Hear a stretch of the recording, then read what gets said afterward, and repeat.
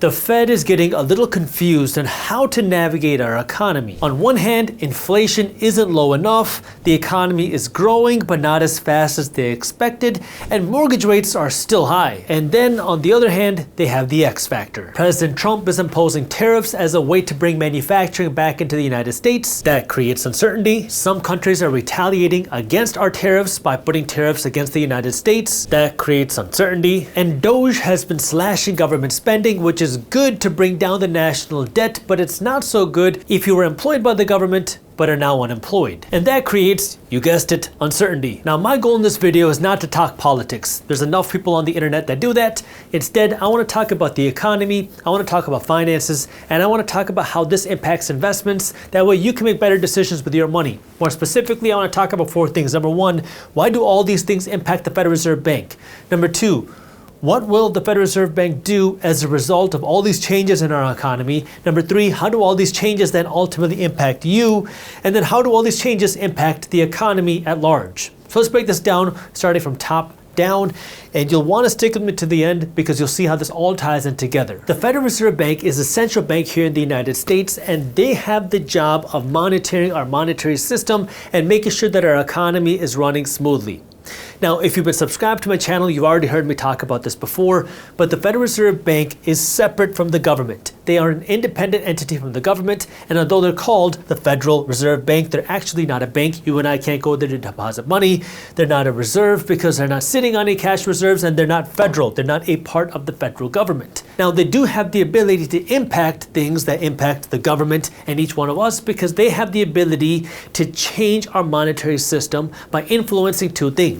Number 1, they have the ability to control interest rates. And number 2, they have the ability to essentially print money that you can lend to the United States government. Now, when I say the Federal Reserve Bank can change interest rates, I'm not talking about them changing your mortgage rate. They can change what's called the federal funds rate. This is the interest rate that banks pay one another when they lend each other money. But that ultimately will affect your mortgage rate or your credit card rate or your car loan rate because that federal funds rate is how much money the bank has to pay to borrow money. So the federal funds rate, think of it like the wholesale cost of a bank to borrow money, and then they sell it to you at the retail rate. So if the federal funds rate falls, banks can charge you lower rates when they're ultimately selling you loans through your mortgage or car payment or credit card. Now when the Federal Reserve Bank is making that decision to raise or cut interest rates or to print money and lend it to the government, what they're ultimately looking at are 2 things. Number 1 is maximum employment and price stability. Those are the 2 mandates called a dual mandate for the Federal Reserve Bank. Meaning, they make their decisions to impact our economy by looking at these 2 things. They want to see low unemployment and they want to see low inflation. So let's play through a few hypotheticals. When there is high unemployment, meaning a lot of people are out of a job, the Federal Reserve Bank will try to stimulate the economy by encouraging people to spend to boost the economy, to boost hiring. So when the Federal Reserve Bank wants to boost hiring, what they're going to do is they might print more money. That way the government can spend more money. Because if the government spends a lot of money, well, they might hire more contractors. They might give more contracts to more businesses. They might encourage more spending somewhere to encourage businesses to hire people. They might also cut interest rates because as interest rates go down, people generally spend more money. Now, our economic system runs on spending. The more money somebody spends, the more money a business makes, and the more money a business has to hire people. So the Federal Reserve Bank is ultimately working to stimulate the economy, to encourage businesses to hire more people. The way they do that is by printing money, cutting interest rates. So when there's a concern about high unemployment, then they can print money or cut interest rates. If unemployment is very low, kind of like what we're seeing today where unemployment is low, then what the Federal Reserve Bank might do is print less money because that money printing can cause inflation. They might even work to raise interest rates as a way to cool down the economy to avoid it getting too overheated. Now, if you're wondering what does that mean for today's economy, hold that thought for a second. Second, the Federal Reserve Bank is working for what's called price stability, meaning they want low inflation. And so when the Federal Reserve Bank doesn't have any worries about inflation, they'll feel more comfortable printing money. When the Federal Reserve Bank is not worried about inflation, they'll feel more comfortable cutting interest rates. When the 2020 pandemic hit, there was really no worries about inflation leading up to the pandemic or even after the pandemic. And so we saw a huge amount of money printing by the Federal Reserve Bank to fund huge stimulus programs. We also saw interest rates cuts to the lowest levels ever That all stimulated the economy, but of course that created the inflation problems. Then once inflation became a problem, the Federal Reserve Bank tried to correct the problems by trying to raise interest rates, which they did, and by printing less money, which they also kind of did. Now the problem is you can't retroactively fix a previous inflation problem without seeing deflation. What they're doing right now is just trying to see disinflation. Deflation is when the prices of things fall. That would actually correct for the previous inflation that we saw in 2020 and 2021 and 2022 and 2023 and even 2024. But we're not seeing deflation. And the Federal Reserve Bank doesn't want deflation because that's bad for the economy. Instead, what the Federal Reserve Bank wants is disinflation. Disinflation is when the rate of inflation goes down. It doesn't mean that the prices of things are falling. It just means that the prices of things are rising less fast. That's what the Federal Reserve Bank is working for. And this is where right now the Federal Reserve Bank feels that, okay, inflation is coming down. It's not at the 2% level yet, which is what they want, but it's not as high as it was back in 2021. So inflation is okay, and unemployment is still low. That's why the Federal Reserve Bank felt okay starting to cut interest rates again as a way to start potentially stimulating the economy. Now, the Federal Reserve Bank says that they want to keep cutting interest rates, but they're also concerned about other things that could happen in the economy, which leaves them a little bit confused. For example, if you've been watching my channel or reading Market Briefs, my free financial newsletter, you've heard of all the news going on with tariffs. And some people say that tariffs could make the inflation problem worse. Some people say that tariffs could put the United States into a recession. And even President Trump has come out and said that if there is economic pain, that economic pain would just be short-lived. And then once we get over that, you're not going to have the same economic pain. Now you can start to see how all these things bring uncertainty, which brings us to question number 2. What will the Federal Reserve Bank do as a result of this uncertainty?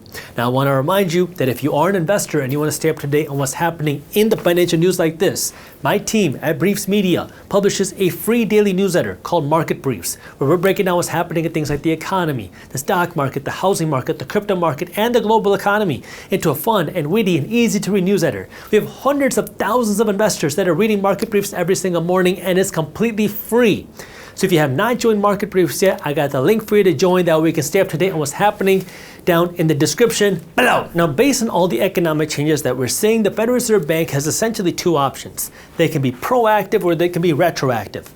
Proactive means the Federal Reserve Bank is going to kind of predict what President Trump and this administration is going to do in the economy, and then they're going to predict what the impacts are going to be. For example, they're going to predict what tariffs are going to be applied to which countries, and then they're going to guess what the impacts of those tariffs are going to be. So to put that in action, the Fed could say, we believe that Trump is going to impose a lot of tariffs. We then believe that these tariffs are going to cause inflation to become worse. And as a result, we, the Fed, are worried about price stability, inflation, so we're going to raise interest rates proactively to protect us against whatever might happen in the future. Or on the flip side, the Fed could say, we believe that Trump is going to pass tariffs. We believe that these tariffs are not going to make inflation a problem, and so now we're not going to do anything because we believe these tariffs are not going to cause problems. That is what it means to be proactive. The other side is the Fed could be retroactive, which is the Fed is going to wait and see. We're going to see what tariffs get passed. We're going to see what that does to inflation. If inflation becomes a problem, then maybe we raise interest rates in the future. If inflation is not a problem and the economy is still very hot, maybe we're going to raise interest rates, but we're going to wait and see. And so the question is, what is the Fed going to do? Which option are they going to pick? And based off of the information that we have today at the time we're recording this video, it seems like the Federal Reserve Bank is going to play the let's see what happens game. In their most recent meeting, Jerome Powell, who is the chairperson at the Federal Reserve Bank, says that we are in no rush to cut interest rates right now. And the reason why we're in no rush is because they want to wait and see what's going to happen with the new economic policies. They're going to want to see how that impacts different parts of the economy, how it's going to impact inflation. And so as a result, they don't want to cut interest rates too aggressively. They don't want to raise interest rates. They just want to wait and see what happens. So now that you know that the Federal Reserve Bank is going to play this let's see what happens game, now the question is, well, what does that mean for you? Well, it depends. This will primarily affect you if you are borrowing money or you're thinking about borrowing money in any sort of capacity. Because remember, when you go to borrow money, you're going to go to a bank to borrow money.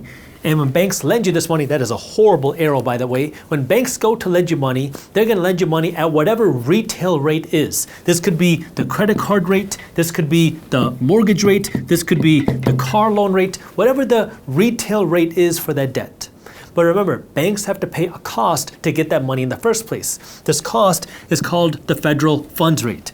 This is the rate the banks pay to borrow this money from another bank. That's a much better arrow, by the way. So when banks go to borrow money from another bank, they're paying the federal funds rate. This federal funds rate is set by the Federal Reserve Bank. So if the Federal Reserve Bank says that we're not going to cut interest rates as aggressively as we thought, then what that probably means, what it seems like, is these interest rates are not going to be coming down, or at least not drastically. So if you're thinking about buying a house, buying a car with debt, or refinancing your debt, you might not see a drastic drop in those interest rates from the bank unless we see something change in the economy. This is based off of what the Federal Reserve Bank does. I mean, of course, there's a lot of uncertainty in the economy in 2020. Nobody expected a pandemic to come in and drastically change our economic system, but based off of the information we have today, it doesn't seem like we're going to see a drastic drop. So this impacts you, of course, if you're thinking about borrowing money, or if you have debt, you're thinking about refinancing that debt, but it also affects you if you are some sort of investor, because interest rates on debt also affect asset values. For example, what happens to housing prices generally when interest rates fall? Well, when interest rates fall, more people have access to money, more people are borrowing more dollars. That can push real estate prices higher. You can remember when 2020, 2021, and 2022 were going around, we had 3% mortgage rates.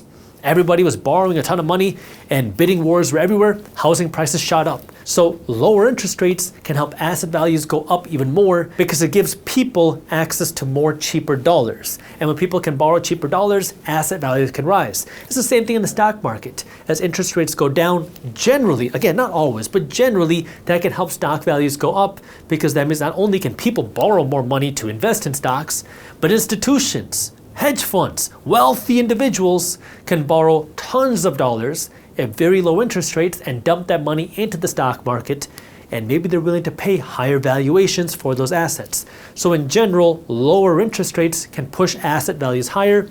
Higher interest rates can pull asset values lower or help them not grow as fast. Now, the reason why I keep saying generally for everything is because there's always that X factor, that uncertainty factor. Like we know today mortgage rates are hovering at around 7%, but at the same time, we've also seen the Trump administration and President Trump talk about wanting to bring mortgage rates down to 3%.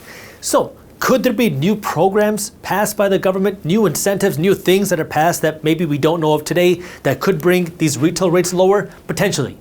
But again, that's why I keep saying, based off the information that we have today, it doesn't seem like we're going to see a drastic drop in this mortgage rate based off of what the Federal Reserve Bank says. Now that you understand how this can impact you as an individual, let's talk about how this impacts the broader economy at large. So if we come back to this diagram, remember what we know is that the federal funds rate doesn't look like it's going to be falling drastically anytime soon, which means based off of this information, we might not see a huge drop in retail rates on debt. Well, who does that affect? This affects, number one, people that want to go on and take new debt, but it also affects, number two, people that have debts that were hoping for lower interest rates to readjust into, to refinance into.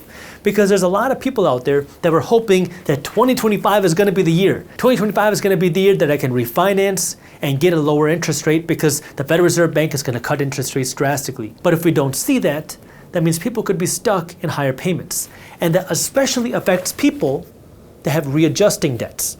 For example, did you know that a lot of commercial real estate loans are not 30-year fixed-rate mortgages? Like if you're investing in office buildings or big commercial properties, you're not getting a 30-year fixed-rate mortgage. It might be a 3, 4, 5, or 6, or 7-year readjusting loan. So you have a lot of people that started buying these commercial buildings in 2020 and 2021, even 2022, that got these readjusting loans. Well, at that time, your loan was 2 or 3 or 4 or 5%. Today, it's a whole lot higher. And so as those loans start to readjust, they're going to be readjusting at the new retail rates today, which are a whole lot higher. Which means those commercial real estate investors could be seeing their payments go up, not because of inflation, but because their debts are going to readjust at the new rates today.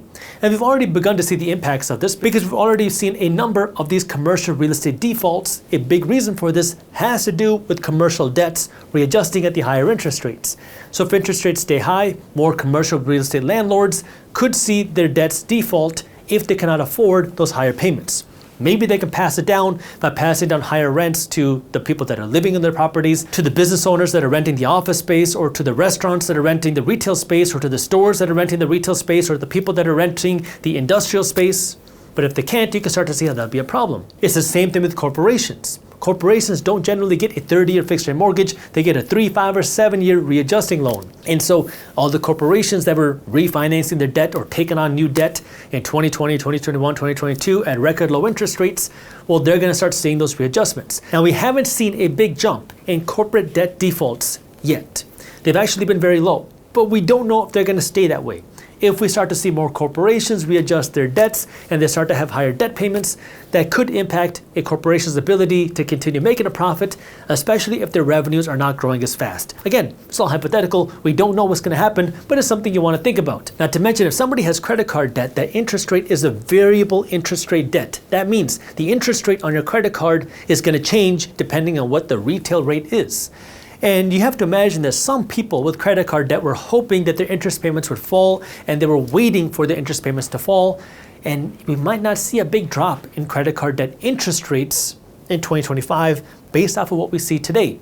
Now, we've already seen credit card debt defaults rise to a multi-year high, but if interest rates stay high, you imagine that maybe we start to see even more credit card debt defaults, which could, of course, impact the economy. Now, if you are in credit card debt, one of the things that can help you is moving some of your balance or all of your credit card balance to a 0% APR credit card. That way you have some time, 12, 18, maybe 24 months to attack that credit card debt aggressively and not have to worry about the interest. I've worked with a company called FinanceBuzz. They are an advertiser for the minority mindset to write an article on some of my favorite credit cards, whether it's 0% APR credit cards or best cashback credit cards, best travel credit cards, best business credit cards. If you want to read that article, I mean, it's free, it's just an article. I have that link for you down in the description as well. And there's two small last things that I want to say about higher interest rates affecting the economy. Number one, generally, you cut interest rates to stimulate the economy. You raise interest rates to bring the economy down, to cool the economy, to protect it from overheating. So a lot of people would say that, well, we're cooling down the economy by keeping interest rates so high right now.